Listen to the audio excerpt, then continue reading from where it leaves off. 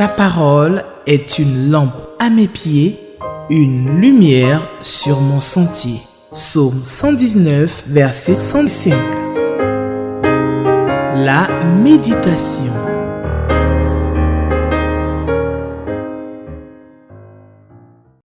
Shalom, chers frères et sœurs, que Dieu vous bénisse. Merci d'être encore là pour cette autre émission de méditation de la parole de Dieu. Vous avez choisi la bonne part. La parole du Seigneur est une lampe à nos pieds et une lumière sur nos sentiers. C'est elle qui nous éclaire, c'est elle qui doit nous montrer la voie à suivre. Dans ce monde qui devient de plus en plus ténébreux, ce monde de plus en plus hostile, à Dieu et à sa parole, nous avons besoin des conseils de notre Dieu. Nous avons besoin de l'éclairage que Dieu doit nous donner constamment pour que nous puissions vivre heureux dans ce monde et que nous puissions bien nous préparer à rejoindre notre Père céleste. Que le nom du Seigneur soit béni. Merci d'être là. Cette émission qui nous est offerte par la Ligue pour la lecture de la Bible, au travers donc de ce manuel de méditation quotidienne qu'on appelle le lecteur de la Bible. Donc pour ceux qui ne l'ont pas, c'est un manuel à acquérir pour votre propre méditation quotidienne, mais aussi, vous pouvez aussi avoir la version électronique. Tout ça, c'est pour vous aider à méditer quotidiennement la parole de Dieu, mais aussi, au bout d'un certain nombre d'années, si vous suivez ce programme, vous pouvez avoir lu donc la Bible au bout de quelques années seulement. Ça, c'est quelque chose de très formidable. Donc, nous vous y encourageons. Bienvenue donc sur Espérance TV pour suivre cette émission, ce temps de méditation de la parole de Dieu avec nous. Notre texte de ce jour est tiré de l'Évangile selon Jean. Jean chapitre 19. Nous allons lire les versets 31 à 42. Et je voudrais donc vous inviter à la prière avant de lire notre texte de ce jour. Seigneur, merci pour cette occasion que tu nous donnes de nous retrouver autour de ta parole. Nous voulons demander, Père, que tu nous conduises par ton esprit, que tu nous instruises, que ce que tu nous donneras puisse nous aider à pouvoir non seulement mieux te connaître et à marcher fidèlement avec toi dans ce monde. Que la gloire, que l'honneur et la magnificence reviennent, Père Céleste, au nom de Jésus. Amen. Alors, nous ferons la lecture. Je fais la lecture dans la version Louis II. Vous pouvez avoir d'autres versions, donc je vous encourage à lire dans la version que vous avez, qui est la plus accessible pour vous. Que le Seigneur nous bénisse dans cette lecture et méditation de la parole du Seigneur. Je vais donc commencer la lecture. Nous suivons ensemble. Dans la crainte que les corps ne restassent sur la croix pendant le sabbat, car c'était la préparation, et ce jour de sabbat était un grand jour, les Juifs demandèrent à Pilate qu'on rompît les jambes aux crucifiés et qu'on les enlevât.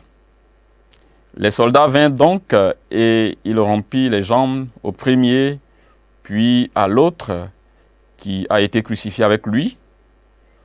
S'étant approché de Jésus et le voyant déjà mort, il ne lui rompit pas les jambes. Mais un des soldats lui perça le côté avec une lance et aussitôt il sortit du sang et de l'eau. Celui qui l'a vu en a rendu témoignage et son témoignage est vrai. Et il sait qu'il dit vrai, afin que vous croyiez aussi. Ces choses sont arrivées afin que l'Écriture fût accomplie.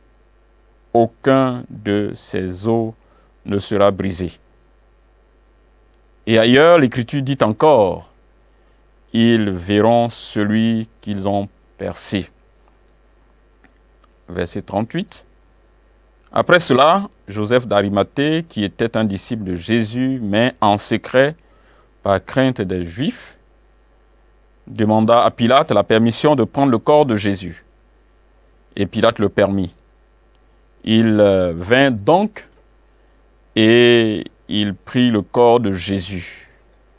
Nicodème, lui, et qui auparavant était allé de nuit vers Jésus, vint aussi, apportant un mélange d'environ 100 livres de myrrhe et d'aloès. Ils prirent donc le corps de Jésus et l'enveloppèrent de bandes avec les aromates, comme c'est la coutume d'ensevelir chez les Juifs. Or, il y avait un jardin dans le lieu où Jésus avait été crucifié. Et dans le jardin, un sépulcre neuf où personne encore n'avait été mis. Ce fut là qu'ils déposaient Jésus à cause de la préparation des Juifs, parce que le sépulcre était proche. Jusqu'ici, notre lecture. Jésus avait été donc arrêté, maltraité, torturé, flagellé. Il avait été humilié et on l'avait mis sur la croix. Et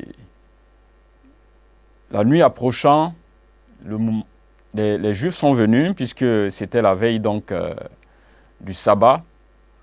Ils viennent pour donc demander à Jésus, plutôt à Pilate, qu'on casse les pieds de ces gens qui avaient été crucifiés, donc les 3 qui étaient là, qu'il faut casser les pieds pour précipiter leur mort.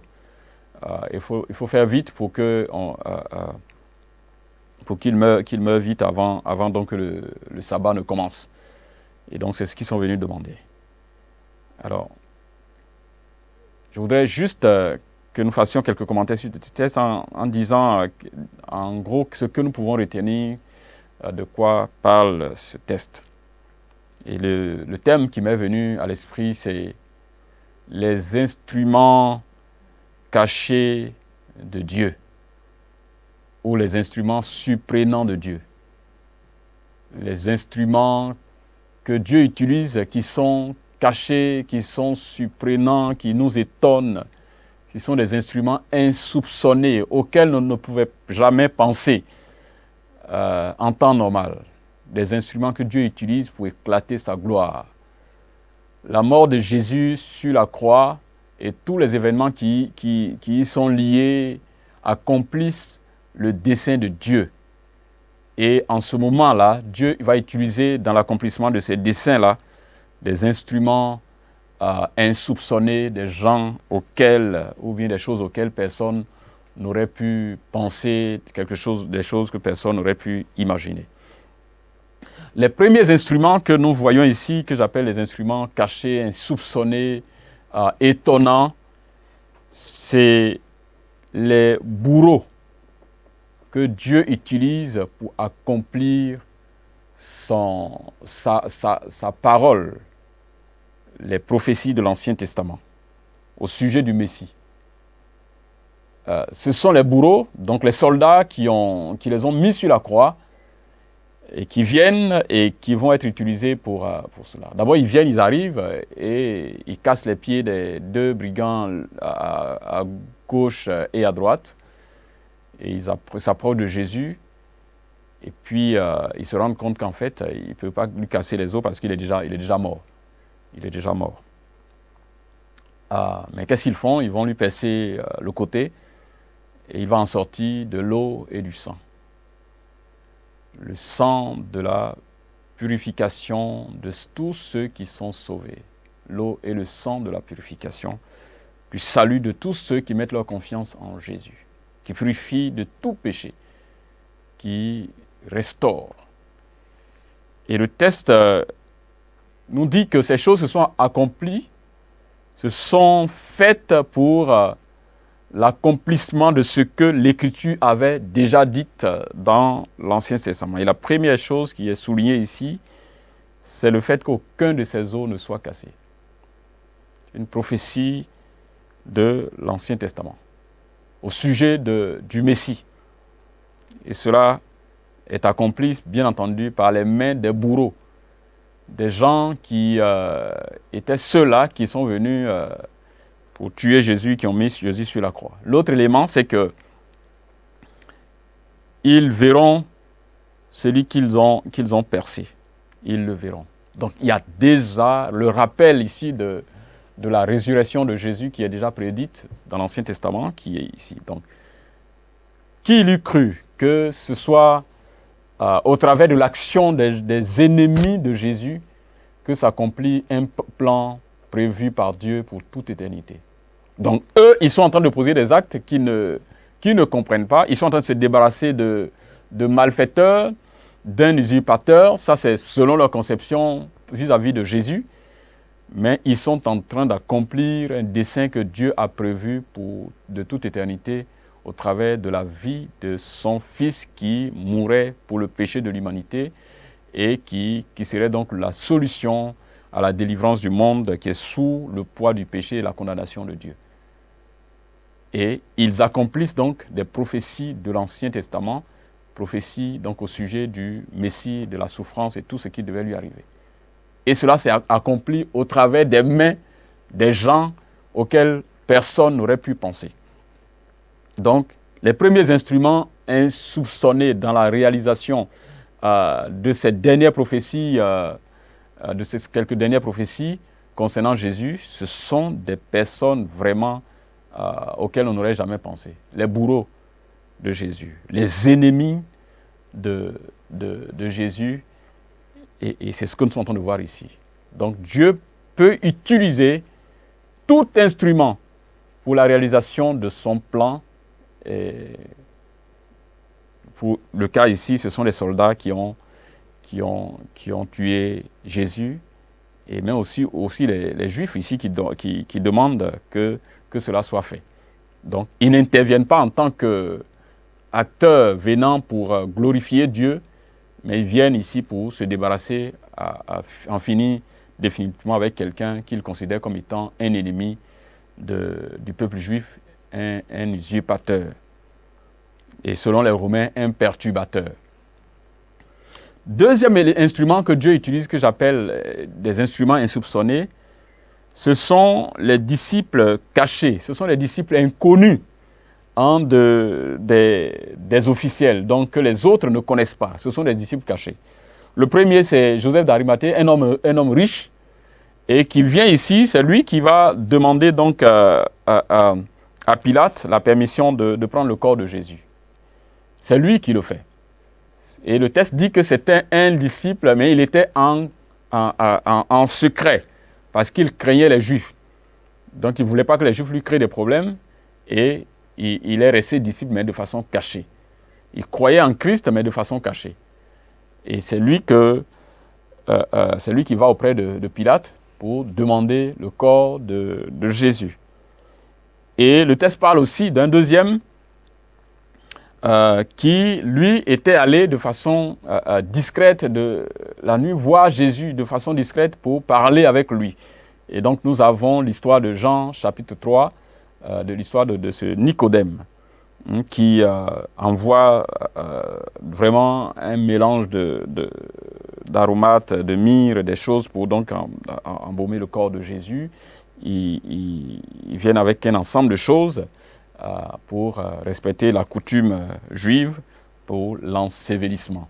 Donc ce sont ces disciples cachés qui vont pouvoir accomplir cela jusqu'à ce que donc cette partie-là concernant Jésus soit accomplie. Ce sont des disciples inconnus, ce sont des disciples cachés que personne ne connaît.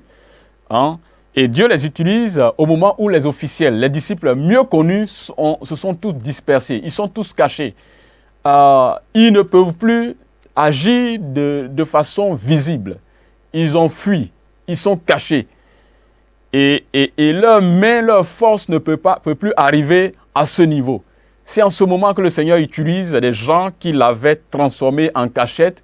C'est en ce moment-là que ces gens-là sont mis en action pour accomplir ce que les apôtres connus de Jésus ne pouvaient plus faire parce qu'ils étaient tous cachés, ils avaient tous fui. Ils sortent de l'ombre. Généralement, ce sont des gens qui sortent du milieu, même des ennemis de l'Évangile, et qui sont cachés. Chers frères et sœurs, le Seigneur va nous surprendre beaucoup de fois Là où nous pensons qu'il n'y a personne qui craint Dieu, là où nous pensons qu'il n'y a personne qui soit là et qui soit pour la cause de l'évangile, c'est de là que sortent même les plus puissants instruments de Dieu pour accomplir le dessein de Dieu dans le monde. Dans des zones fermées à l'évangile, dans des zones où vous pensez que dans des milieux très secrets, des milieux très fermés, où il n'y a pas de témoignage chrétien, où ne pensez pas qu'il y ait quelqu'un, c'est là que Dieu a placé des instruments cachés pour accomplir ses desseins. Et c'est ce qu'il fait dans la vie de ces personnes-là que nous sommes en train de voir dans ce texte. Chers frères et sœurs, Dieu a ces instruments de façon insoupçonnée, qui sont insoupçonnés dans des zones. Ils ne sont pas des gens que nous connaissons, des officiels, que nous connaissons comme des pasteurs, des évangélistes, des chrétiens qui sont visibles. Mais c'est des instruments puissants que Dieu utilise au moment où nous, qui sommes visibles, qui sommes connus, nos forces ne peuvent plus agir, où nous sommes paralysés, où nous ne pouvons plus faire quoi que ce soit. Les apôtres étaient cachés, ils avaient tous fui, et c'est en ce moment-là que Dieu utilise des instruments insoupçonnés, des instruments cachés pour accomplir sa volonté. Chers frères et sœurs, la puissance de notre Dieu dépasse ce que notre cerveau connaît. La puissance de Dieu dépasse ce que nos yeux voient. Et c'est ça que la Bible nous dit, que nous serons étonnés au ciel de voir des gens dont nous ne pensions même pas qu'ils étaient enfants de Dieu, alors que c'est des gens que Dieu a utilisés de façon discrète, cachés quelque part, pour faire éclater sa gloire. Nous verrons des Joseph d'Arimathée que nous ne connaissons pas, nous les verrons au ciel. Nous verrons des Nicodème, qui sont des disciples qui viennent la nuit pour chercher à rencontrer Jésus, à le connaître. Nous les verrons au ciel alors que nous ne les avons jamais vus pendant que nous étions sur la terre. Il y a des gens comme ça au ciel que nous allons rencontrer avec notre Seigneur. Les enfants de Dieu sont cachés quelque part et en train de servir le Seigneur de façon cachée. Cela nous permet de ne pas être découragés quand nous annonçons l'Évangile. Celui qui ne s'est pas donné officiellement au Seigneur, certainement a pris l'engagement dans un coin caché de donner sa vie à Jésus. Et il est en train de vivre sa foi, mais certainement par peur, il ne peut pas se révéler. Que Dieu nous aide, chers frères et sœurs, dans notre mission d'évangélisation, à ne pas être découragés quand nous ne voyons pas de fruits visibles. Et que Dieu nous aide, chers frères et sœurs, à comprendre qu'il y a des instruments de Dieu qui sont infiltrés partout où nous ne pouvons pas savoir et qui sont en train de servir le Dieu créateur du ciel et de la terre, le Dieu tout-puissant, qui est même capable d'utiliser des ennemis dans la réalisation de son plan pour son Église et pour l'humanité. Que le Seigneur nous bénisse et qu'il renforce notre foi et notre joie en ce Dieu tout-puissant et qui peut le faire pour notre vie quand nous avons des situations terribles où nous ne voyons rien autour de nous. Ceux sur qui nous pouvons nous appuyer, à gauche ou à droite, Dieu peut utiliser des instruments qu'il a préparés que nous ne connaissons même pas pour décanter notre situation ou pour être un instrument de bénédiction de Dieu pour notre vie, pour la vie de nos familles et pour la vie de nos églises. Et que la gloire revienne à notre Seigneur. Nous allons prier pour mettre fin à ce temps de notre méditation. Seigneur, nous voulons te dire merci. Seigneur, tu as utilisé des instruments que nous ne pouvons même pas, auxquels nous ne pouvons pas penser, au moment où tes disciples, les apôtres, avaient disparu. Ils avaient fui parce que la situation était infernale. Ils avaient peur pour leur vie et c'était compliqué. Ils avaient disparu, ils étaient dispersés. Et c'est en ce moment, Seigneur, que tu fais sortir de l'ombre les disciples cachés. C'est en ce moment, Seigneur, que tu utilises même des soldats qui ont crucifié Jésus pour accomplir tes desseins. Nous voulons te rendre toute la gloire parce que tu as le contrôle de toute situation. Dans nos vies personnelles, tu as le contrôle de toute situation. Dans la vie de nos églises et de nos familles, tu utiliseras toujours des instruments cachés pour accomplir tes desseins dans nos vies. Et nous te faisons confiance.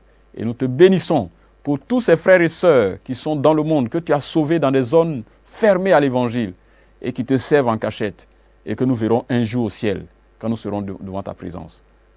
Des Joseph d'Arimathée, des Nicodème que nous verrons au ciel. Nous voulons te rendre toute la gloire parce que tu es puissant et tu ne cesseras de nous étonner. Que la gloire et l'honneur te reviennent, Père Céleste, au nom de Jésus. Amen. Que le Seigneur nous bénisse, chers frères et sœurs. Ta parole est une lampe à mes pieds, une lumière sur mon sentier. Psaume 119, verset 105. La méditation.